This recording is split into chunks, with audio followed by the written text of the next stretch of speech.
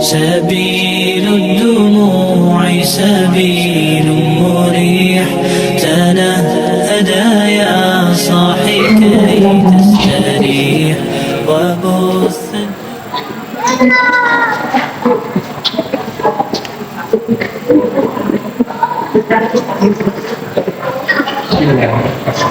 السلام عليكم ورحمة الله وبركاته.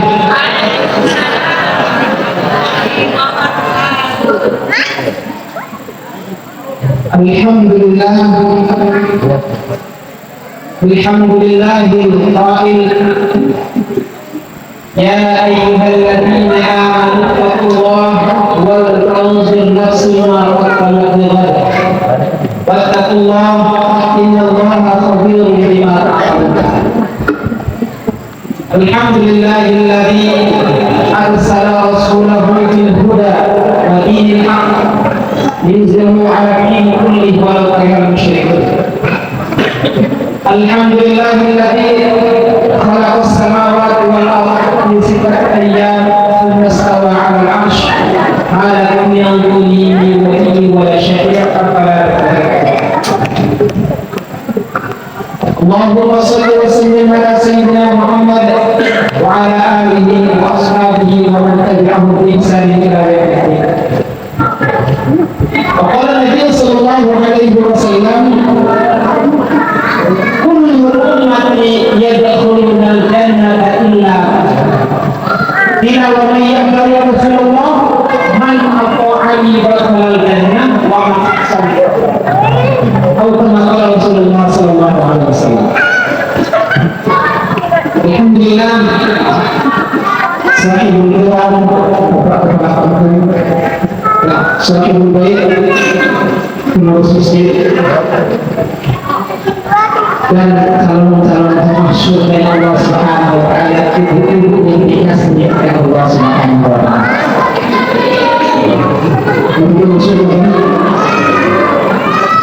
Alhamdulillah. Sebenarnya bersama ini sudah habis berpegang sama teman ya. Kalau lagi kita semua habis. Jadi saya ngomong apa? Selama kita diambil semua. Itu calon raya. Saya berharap di bawah orang raya. Raya banyak, tetap banyak. Ustaznya yang kurang. Ya. Karena kemarin aja ada yang luar, bisa juga ustazah ada yang ustazah ya. Semuanya bapak-bapak yang ada di sini. Kalau pernah ustazah itu belum paham, mau bisa anjing, mau bisa gayung, mau bisa berasa, mau bisa atau tidak ustazah yang dicari. Yang pengajian, yang ini, ya kan? Saya berharap ya mungkin ada itu nanti lulus SMA dia masuk ke pesantren. Seharusnya ada jauh dan liberal. Jadi jauh liberal, semuanya dia pulang dari Italia karena potensinya besar. Saya berharap ya, supaya ada tambahannya seorang ustazah dari orang mati meninggalnya perempuan yang berkata Ustaz, istri kita bisa nggak punya seorang mati? Karena kan ustazahnya orang lain kan bisa. Alhamdulillah ya ibu-ibu majelis taklim yang dirahmati Allah Subhanahu wa taala. Di hari yang berbahagia ini kita sama-sama memperingati ya, yaitu perjalanannya Rasulullah sallallahu alaihi wasallam. Oke, sebelumnya biasa kalau saya ngajar itu sudah suka dulu. Dulu coba ke sini dulu. Kalau datang ke sini mau ngobrol-ngobrol, mau pergi gosip nanti di rumah. Ya kan? Kita di sini mau sama-sama jadi ahli surga. Mau sama-sama mau menjadi orang yang dikasihi dan dicintai oleh Allah Subhanahu wa taala. Betul ya? Betul ya? Ada yang mengaji dari masuk tidak terus. Isra dan Mi'raj itu salah satu keistimewaan daripada Nabi kita Muhammad sallallahu alaihi wasallam. Maka di dalam peristiwa itu ada satu perintah yang diambil. Tadi adanya sudah kita habis tadi. Jadi saya tidak proses itu. Kita ambil apa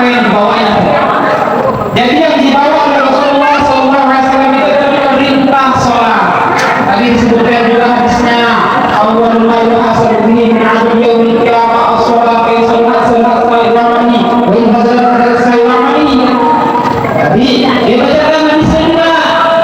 Apa maksud hadis itu? Yang pertama nanti di hari kiamat. Yang pertama nanti yang Tuhan tanya, yang Allah tanya itu bukan anak kita, bukan prestasi kita, bukan harta kita. Yang pertama kali ditanya itu adalah jadi ibu-ibu jangan juga sholat.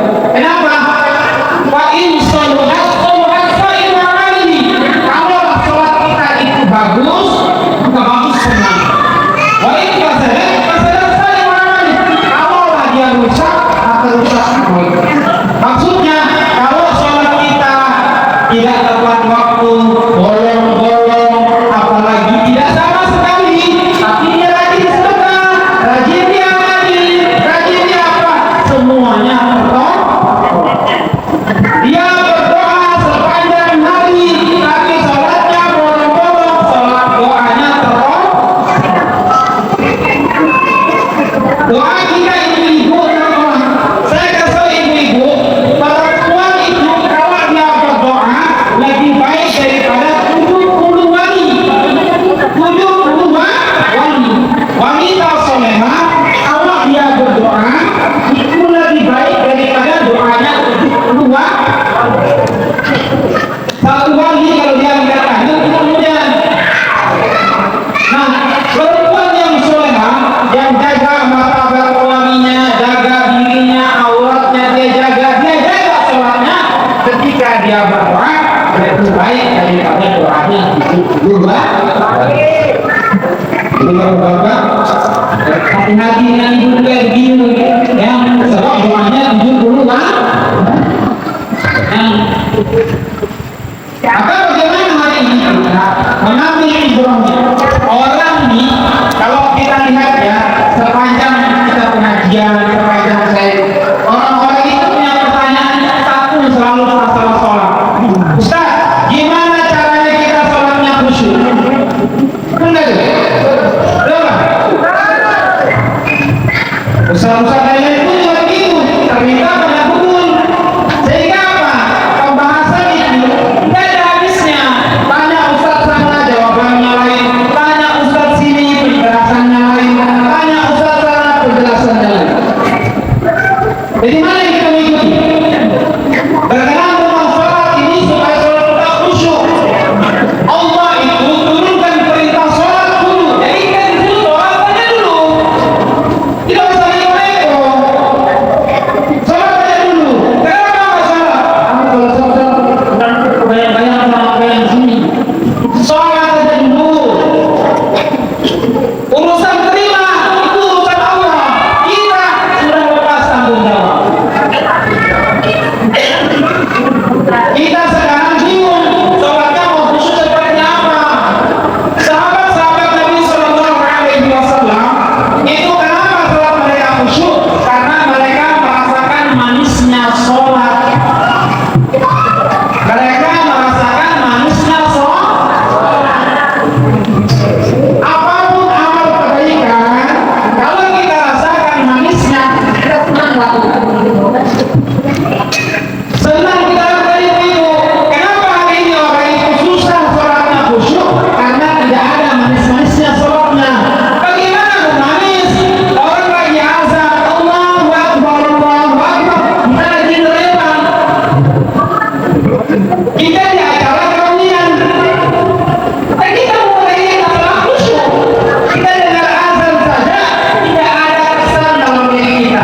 Kita dengar suara azan, yang saja. Belum komat. Awalnya belum komat, sudah komat. Belum satu rakaat. Awalnya sudah rakaat. Macam-macam. Kita itu mintanya selalu yang lebih, tapi kerjanya tidak ada. Betul nggak? Kalau dia cara kau bilang, sholat asalnya jam 6. Oh maghrib. Nah, sholat zuhurnya jam 3. Oh asar. Makanya kenapa kita tidak bisa dapat kekhusyuan dalam sholat? Pertama, karena kita tidak merasakan manisnya sholat. Sahabat-sahabat Nabi Sallallahu Alaihi Wasallam, mereka kalau sholat ketika dia takbir, maka ketika Sayyidina Ali, anaknya Nabi, Sayyidina Ali, ketika anak pertamanya itu tembus di kakinya, dokternya bilang ini harus dipotong kakinya. Bilangnya nggak usah. Kenapa? Sebab kalau mau cabut itu anak-anak tunggu ketika dia sholat. Maka ketika Sayyidina Ali sholat, Allahu Akbar, dia minta 2 rakaat dulu sholat, habis sholat dia hanya baru cabut. Jadi ketika dia sholat takbir Allahu Akbar, itu orang-orang bergegas mencabut anak-anak. Ketika dia assalamualaikum, dia bilang, ayo mulai cabut anak-anaknya. Orang bilang, sudah dicabut tadi. Kapan? Ayo kita sholat. Dan ya Allah, saya tidak merasakan apa-apa. Itu sholat khusyuk. Kita ini bagaimana? Sholat. Mau tahajud, Allah Akbar. Ada yang sholat isya, imamnya panjang, sholatnya panjang, dia punya penutupnya panjang, dia punya ayat. Boleh kita? Boleh. Sekarang lagi mau puasa, puasa saja orang khusyuk sholatnya, tapi apa yang ingin dicari? Di mana masjid dan imamnya tepat? Masjid di sana imamnya cepat, tenang saja. Di sini apa imamnya bosan di sini? Bagaimana khusyuk sholatnya? Bagaimana merasakan kekhusyuan dalam sholat? Mau 1000 teori pun kita diajarkan tentang kekhusyuan sholat, kalau kita belum merasakan manisnya sholat kita tidak. Orang itu kalau dia khusyuk sholat, kalau dia merasakan manisnya sholat, dia tak aja itu. Ada kan kalau biasanya orang Indonesia yang punya kata-kata ini, orang itu bilang, nah kalau kita sholat menangis itu kita harus paham artinya. Ini ayat betul. Tidak begitu. Sholat itu kalau dia manisnya kita rasa, kita baru takbir aja sudah menetes air mata. Kita perlu bilang Allah apa? Bismillah belum, tapi air mata sudah menetes. Saking manisnya sholatnya. Ya. Kita itu gimana hari ini? Kita setiap tahun memang Islam hebat. Setiap tahun dengan ceramah-ceramah tentang sholat. Sama. Ya ketika ada pertanyaan, ada Ustaz, apa? Bagaimana caranya khusyuk sholat? Terus ketikanya. Saya itu tanya itu. Ya. Kajian saya begitu. Apa? Kaifiat apa sholat yang khusyuk? Diajarkan bagaimana caranya. Terus banyak teori sehingga orang itu tidak bisa. Guru saya itu simpel bilangnya, rasakan manisnya sholat, kekhusyukan akan ikut. Ini tiga, sholat nyari imam yang tepat. Kedua, nyari dia. Pertama itu yang dicarinya imamnya yang tepat. Kedua, dia carinya yang kalaupun dia pelan yang penting waktunya pendek, yang Allah saja. Yang ketiga, kalaupun dia sholat dia ukur waktunya. Bagaimana mendapatkan kekhusyuan? Manisnya amalan itu kita yang rasakan, bukan orang lain. Contoh, selain sholat, bersedekah. Kalau kita rasakan manisnya sedekah, kita tuh paling senang bersedekah. Kenapa hari ini kita bersedekahnya malas? Karena kita belum pernah rasakan manisnya bersedekah. Betul? Kalau orang di sini kan salibnya banyak, apa semuanya banyak. Tapi kalau ditanya tentang kebaikan dalam bersedekah, itu apa dari uangnya itu? Alasannya buah murah, alasannya itu mahal, banyak betul. Nah, padahal kebaikan itu kalau kita rasakan manisnya, itu Allah Ta'ala akan berikan apa yang kita inginkan. As-sabirin was-sabiqin wal-qanitin wal-mu'minin wal-mustaqsimin. Allah kasih kita itu. Kalau kita rasakan manisnya semua, Allah kasih was-sabirin, yang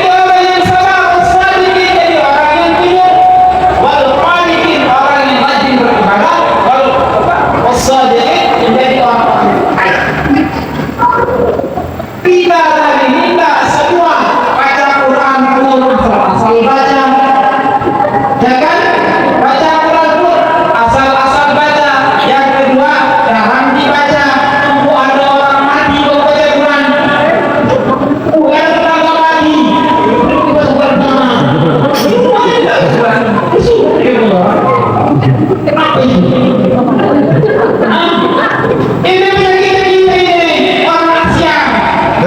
Mau Indonesia, mau Malaysia, mau Filipina sama semua. Nah, saya kalau jadi imam di Malaysia, kalau ada orang mati saya boleh begininya, Ustaz, akan tujuh kali. Aku tidak bisa sama saya, pokoknya ini apa yang akan tujuh kali.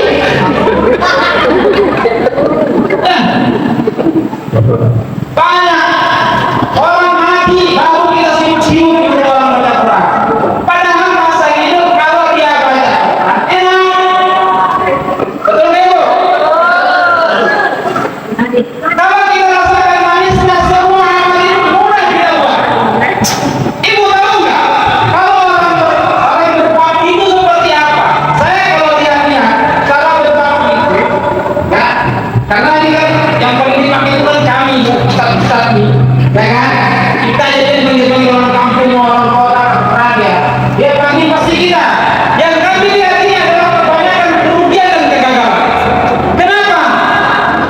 Ketika orang tuanya meninggal, yang dipanggil ustaz, disuruh ngaji, yang punya ayat ibu main dongeng, yang punya ayat ibu cerita-cerita nggak jelas, ceritakan mayat-mayat. Padahal kalau dia itu anaknya yang baca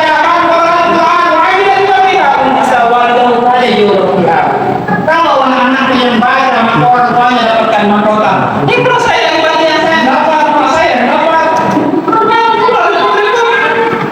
Dia dapat pahala saja, tidak dapat mahkota. Kita disuruh sholat di rumahnya, baru bikin rumah, disuruh sholat. Kita tentang sholat di rumahnya ada miskin.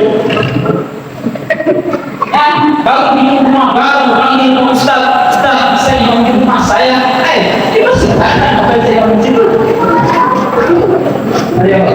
Ini apa yang itu?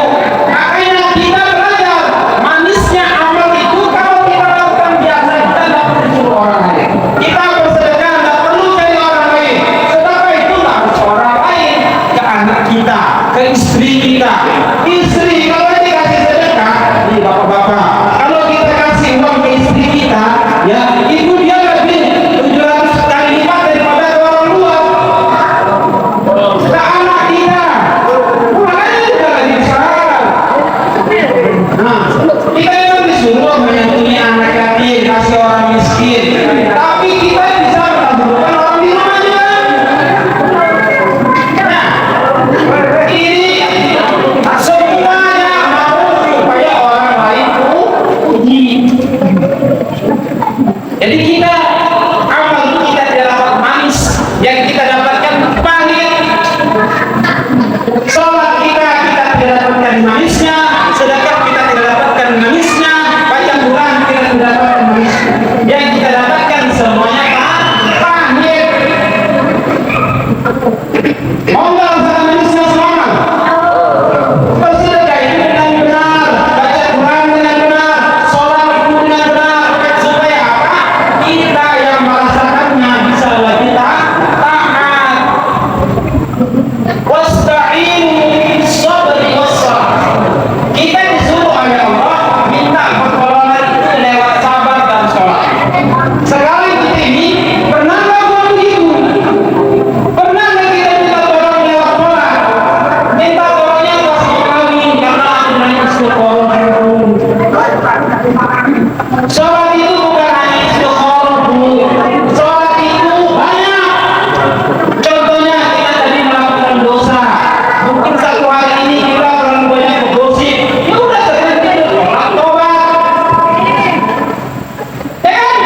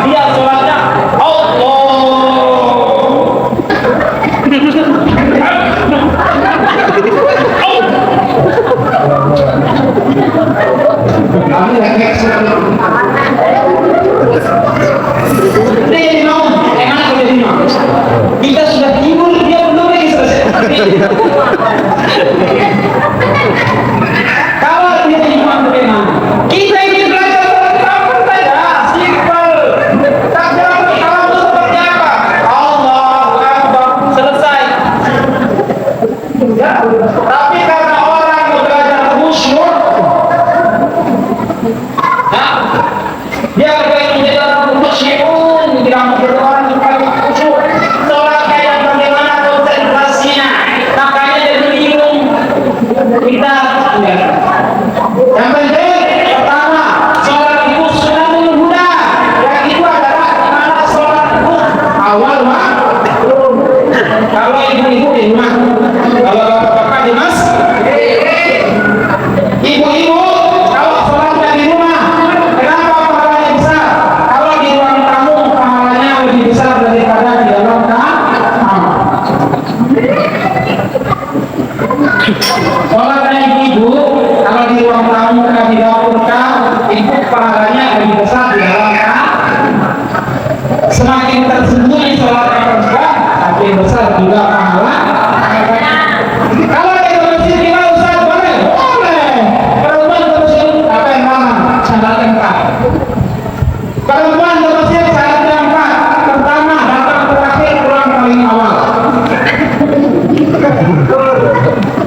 Iya.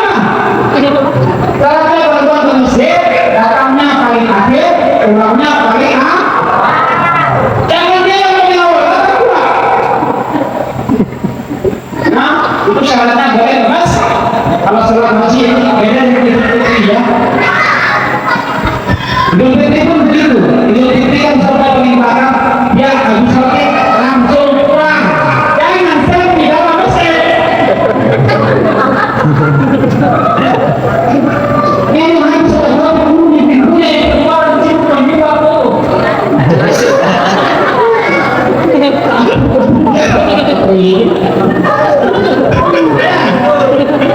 Pokoknya harus sendiri gitu. Apa-apa di sini nih bang, mama ini sehat.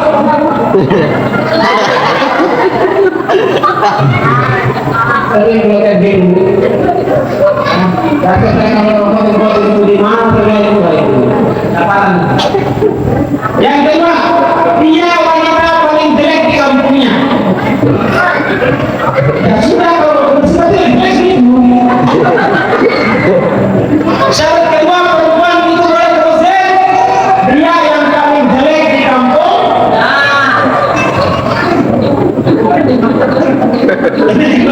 Ibu-ibu masih ibu yang paling jelek di kampung itu. Karena kan suara perempuan itu aurat. Dalam sholat kalau ada aurat berarti batal sholat. Sholatnya kalau ada dekat aurat itu berarti batal. Makanya dikasih begitu tiga. Berarti dari mana orang itu sudah enggak? Seperti yang syaratnya. Kenal ya. Kedua, dia yang paling jelek di kampung. Tapi kalau ada yang begitu ya jelek. Bisa ya, karena tidak ada yang menggoda dia. Kalau dia yang jelek kampungnya tidak ada yang menggoda kan? Kalian tegur dia. Yang ketiga, dia itu dalam keadaan kurang ataupun molopos, lanjut usia, lansia, itu yang boleh terusik. Kalau dia gadis, cewek cakep, terus gitu, yang laki-laki pasti rajin terusik karena dia.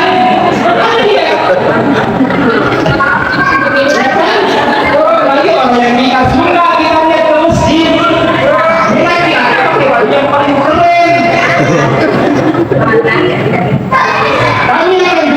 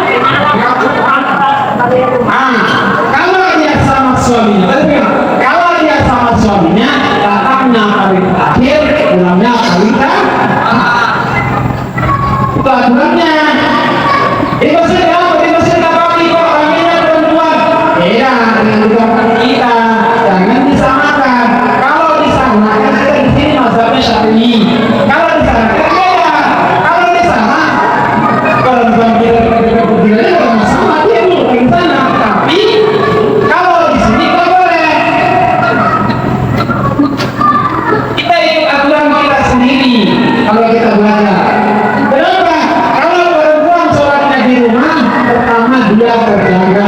Kedua, pahalanya banyak. Kalau dia ke masjid, pahalanya satu.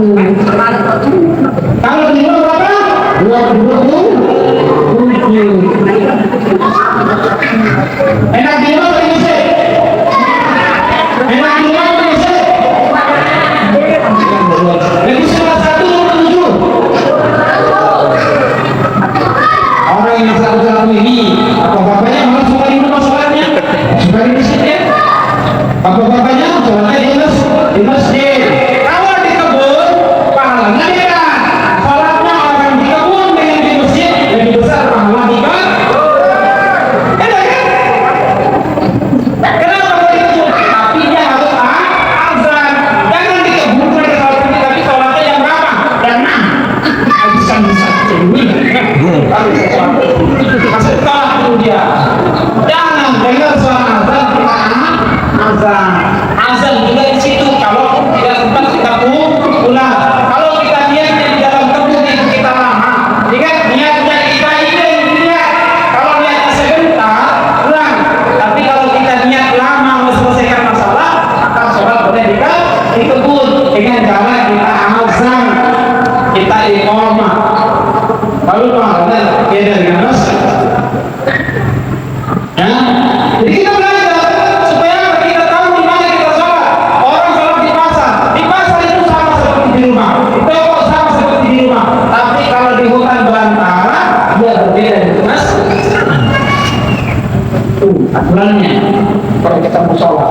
Makanya di hutan begitu. Kalau di acara dewan, gimana? Sholat dulu.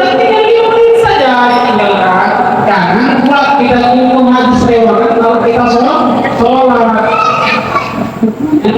suka-sukanya aja kita dikasih kemudahan oleh Allah, kita gunakan sebaik-baiknya. Jangan sampai kita menjadi orang fasik, jadi orang munafik. Karena itu adalah orang-orang yang rugi. Mulai dari fasik mereka orang yang rugi. Kita ini menjadi waktu kita hubul itu. Jadi orang-orang yang sukses. Sholat doa kita diterima, sholat sedekah kita diterima, sholat puasa kita diterima. Tinggalkan sholat, sedekahnya tidak dapat pahala, baca Qurannya ditolak, doanya tidak diangkat. Apalagi puasanya tertolak. Kenapa? Puasanya selalu rusak sholatnya, rusak juga semua. Nah, jadi sholat kita ini kita harus mendapatkan belajar mendapatkan penghabisannya sholat. Bisa nggak ibu? Kuat saja, nggak usah tanya-tanya lagi fungsi kayak apa. Sholat saja. Yang penting kuat tepat waktu. Khusyuk itu akan datang dengan sendirinya. Khusyuk itu akan datang dengan sendirinya bila kita lakukannya tepat waktunya dan juga tepat tempatnya. Bapak-bapak juga begitu. Sholatnya harus di masjid. Kenapa laki-laki hukumnya di masjid? Sebab Nabi itu dari Masjidil Haram ila Masjidil Aqsa. Dia dari masjid dulunya, baru ke masjid lagi, baru dia ambil perintah sholat, baru dia turun.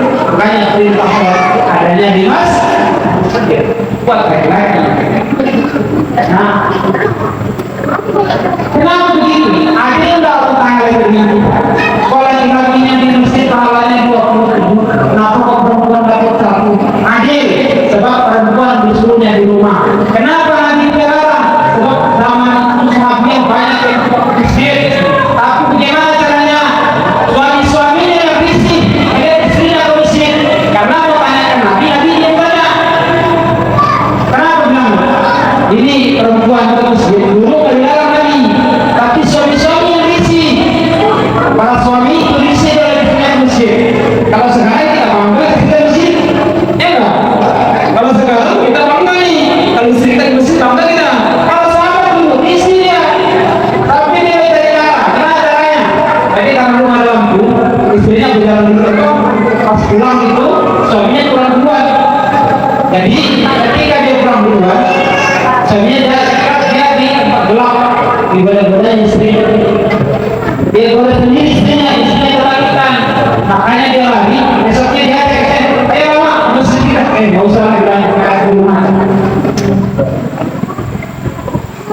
Kita alasannya awalnya kalau di masjid.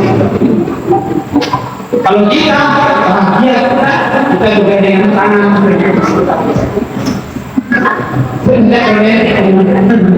ya kan? Kita terlihat apa? Romantis suami istri pergi ke masjid gandengan tangan sepanjang jalan. Bagaimana? Sahabat dulu risih istrinya ikut ke masjid. Nah, jadi kita belajar supaya mendapatkan pahala yang besar. Nah, itu majelis kami yang Allah SWT, kita berdoa kepada Allah agar kita, anak kita, cucu kita semua menjadi manusia yang nah, maka dukung mereka belajar agama yang baik. Nah, dukung mereka untuk bisa menjadi anak-anak yang soleh dengan cara disuruh. Jangan larang anak ketika dia ke masjid. Masih ada itu orang-orang kita ini untuk melarang anak di masjid. Karena saya jadi orang kampung pernah, jadi dari kampung pernah, jadi guru TK dulu dari kampung pernah. Tahu nggak? Ketika anak itu suka di masjid, namanya itu marah-marah. Saya ikut heran. Aku kembali ke masjid terus ini. Masa mau ngaji apa? Ibu pergi sini, sukanya ngajinya cepat. Ya, kalau sudah selesai ceramah, sudah nggak ngaji lagi anaknya. Ya, anaknya kelas 4 SD, anaknya 2 kali, dan ngaji lagi anaknya. Ya saja dia, katanya masuk juga. Itu anaknya berhenti ngaji dia biasa aja, katanya marah. Ngaji itu dia boleh tamat-tamat. Sudah wajar anakku, bisa aku ngaji lagi. Apa itu? Ya, tidak boleh kita berhentikan anak kita mengaji. Kita sebagai orang tua harus dukung dia terus mengaji. Kenapa? Satu ayat anak ibu baca satu hari itu satu derajat buat ibu. Iqra wartaqi warattil kama dunia. Ayat kamu baca kiranya Allah suruh baca itu baca. Ketika dia dibaca Allah yang suruh Iqra baca. Ketika dia baca apa kata Allah? Wartaqi. Maka mana ibu? Mana? Panggil apanya? Naik satu derajat. Warattil kama dunia. Baca dulu ketika kamu di dunia. Baca seperti waktu kamu di dunia. Kalau dari kita stop, nanti dari kita stop. Kalau dia tamat 2 kali selesai ngajinya, nah sudah berarti kita punya derajat rendah. Ya kan? Betul. Mau nggak derajat tinggi? Mau nggak derajat tinggi? Tidak ngaji. Jangan larang-larang dia. Tidak usah ya. Benar dilarang. Ini penyakit. Itu kenapa orang itu selalu ngaji? Tidak akan berbuang baik-baik Ustaz. Tolong anak saya diajarkan mengaji dari Iqra, biarkan kami Iqra bisa Quran tamat dia sekali, tamat 2 kali, besoknya akan ngaji lagi. Tanya namanya, kenapa anak tak ngaji? Bilangnya apa? Ustaz, dia sudah tamat 2 kali juga. Terus, ya sudah tamat juga dia. Habis itu habis. Di sini begitu lah. Kalau ngaji ya, orang ibu punya sekali orang yang ngaji, masalah ibu-ibutan kayak pertama, ya kan? Jangan ya.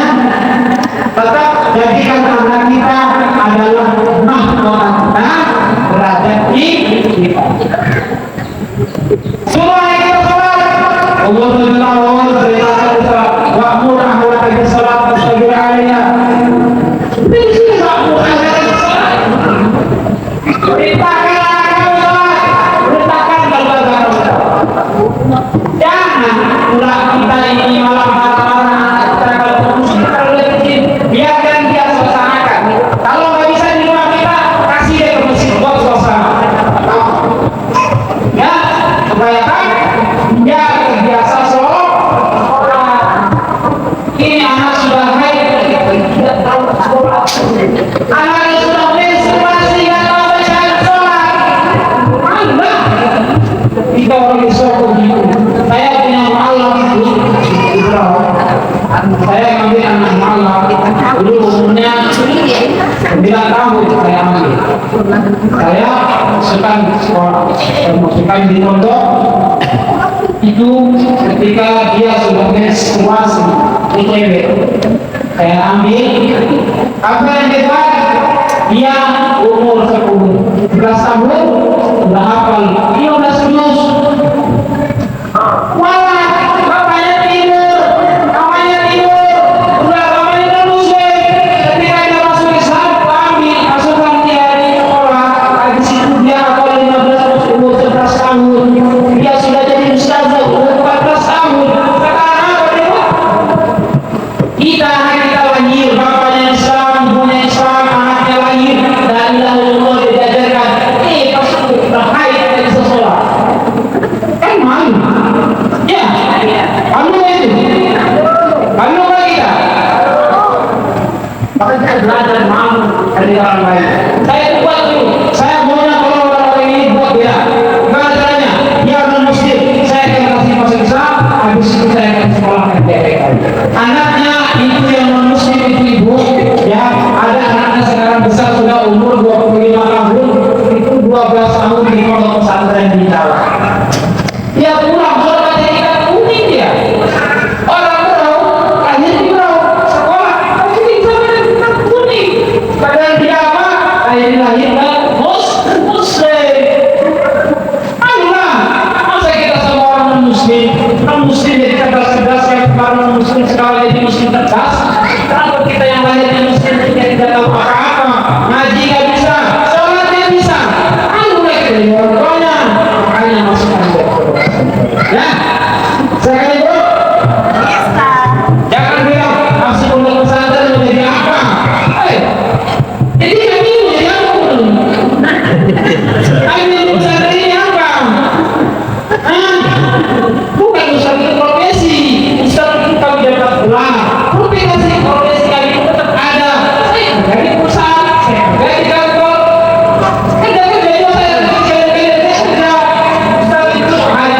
Yang Allah kasih saya. Saya menjadi guru Allah yang kasih.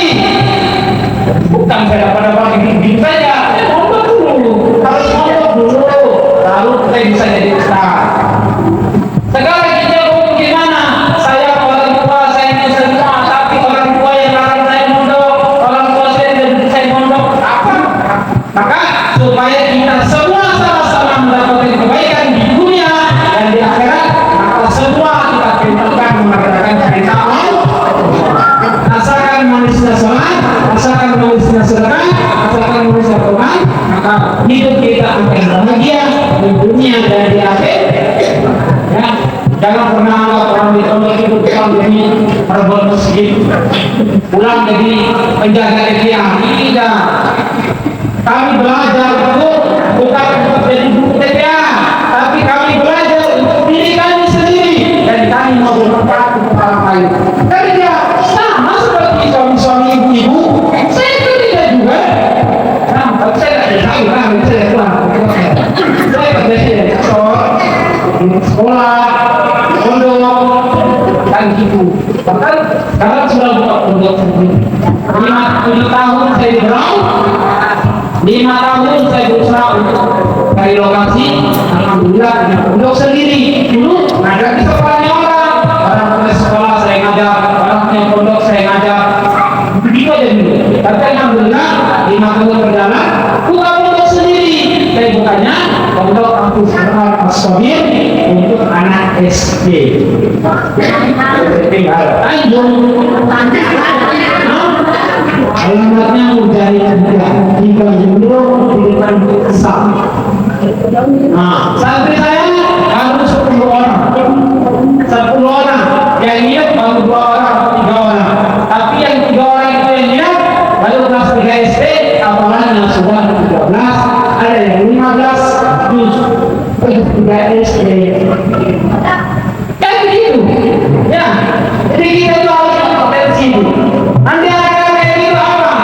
Bapaknya itu bangga anaknya kelas 3 SD, apalagi ada kebutuhan ke atas. Kenapa? Sebab dia selalu dipanggil panggil siapa? Ada bupati dia yang dipanggil, ada Islam, ada oleh Nabi dia yang dipanggil. Kenapa? Ini jadi kebanggaan semua orang. Ya kan? Kita ini punya anak 9 tahun yang ditanya mau tinggalkan. Yang ditahunya game-game. Yang ditahunya dandan tak keras. Jadi jangan begitu. Boleh kan? Ya? Bisa nggak ini anak-anak kita ini berdompet jadi orang-orang yang beragama? Saya. Jangan misalnya seorang pas lupa. Ulang ini. Nah, harus pintar kau badan sholat. Kenapa yang besar nih? Aku kan 6 tahun, 5 tahun nih. Kita sholat turun. Kau bisa sholat? Nggak bisa. Apa dari sekarang? Supaya apa? Dia bisa doakan ibu dan bapak. Bisa mendoakan? Ya? Bisa kita didoakan sama dia. Karena doa anak itu untuk orang tuanya yang betul. Jangan ke ustaz. Kita ke ustaz, kita doakan ustaz. Sedikit-sedikit ustaz, kita doakan ustaz. Boleh bacakan ayat sedikit ustaz. Kalau saya tidak terlalu suka. Kenapa? Sebab ada yang lebih malu doanya dengan saya. Siapa dia? Istri solehah, anak soleh, suami yang soleh. Ini yang manjur daripada saya. Saya ini gak manjur banyak bu. Kenapa saya mengambilnya? Karena kalau saya mau berdoakan untuk orang lain itu ketika saya sholat saja. Setiap saya sholat saja itu pasti dapat dari doanya saya. Setiap hari itu, ya kan? Allahumma ummil muslimin wal muslimat. Ya Allah ampunilah saudaraku yang muslim laki-laki, muslim perempuan. Ya Allah sehatkanlah mereka. Ya Allah selamatkanlah mereka. Kasih mereka luasnya rezekinya. Ya, jagalah mereka. Setiap subuh kita doa. Allahumma hdina fi man hadait wa afina fi man afait. Kan kita selalu tahu kan ini. Nah, yang kuasa untuk diri sendirilah.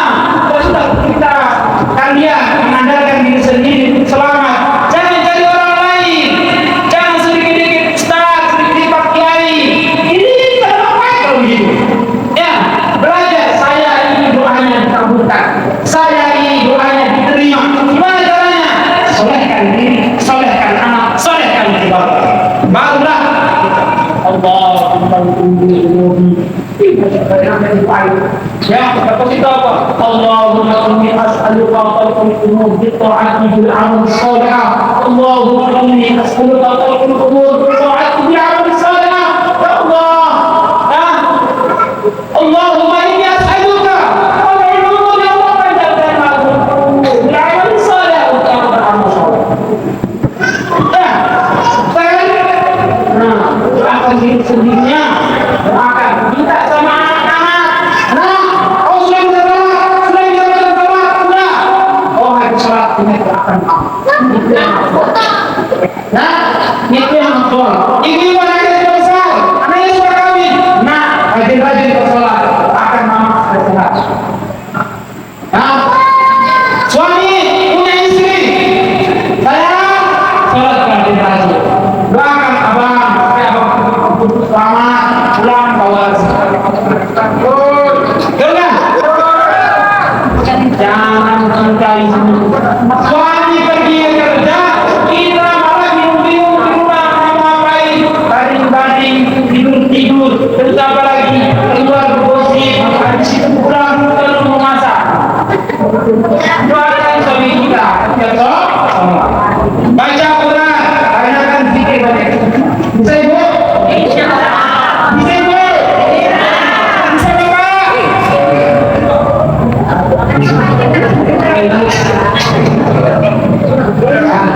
Karena saya tahu kan, insya Allah itu ada dua ya. Kalau insya Allah Indonesia sama insya Allah orang Arab kan beda.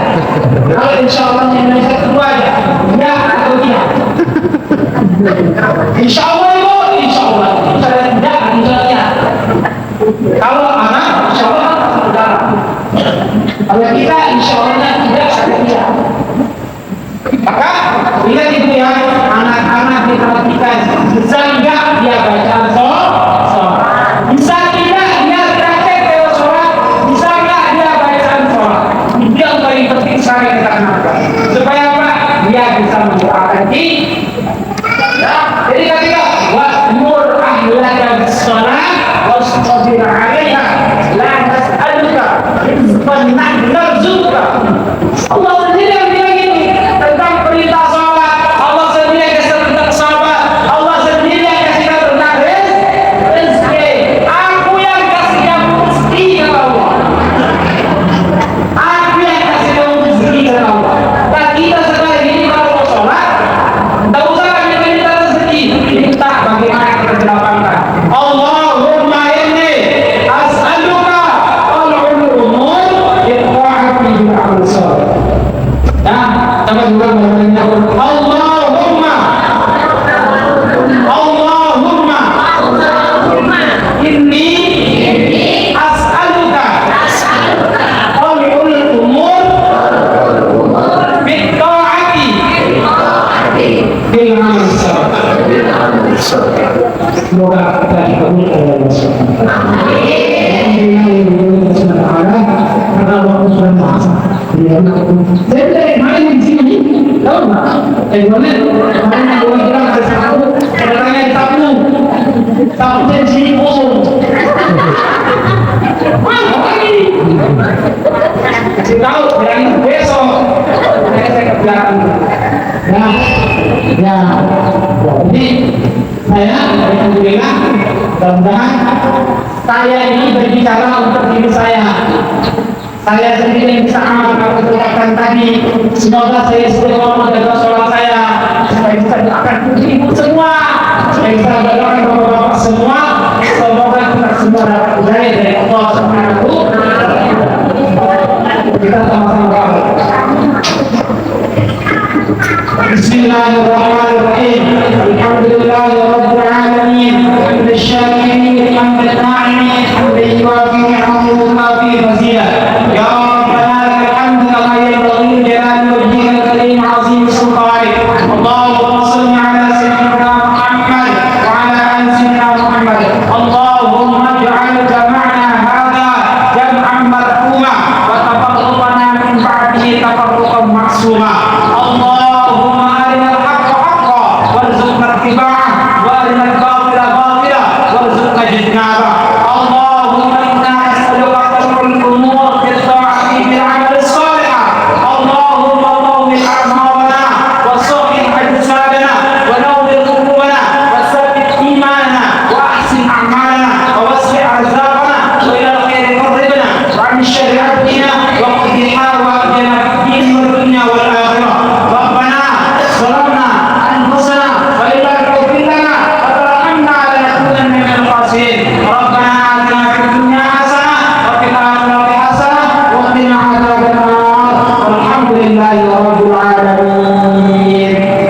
Assalamualaikum warahmatullahi wabarakatuh.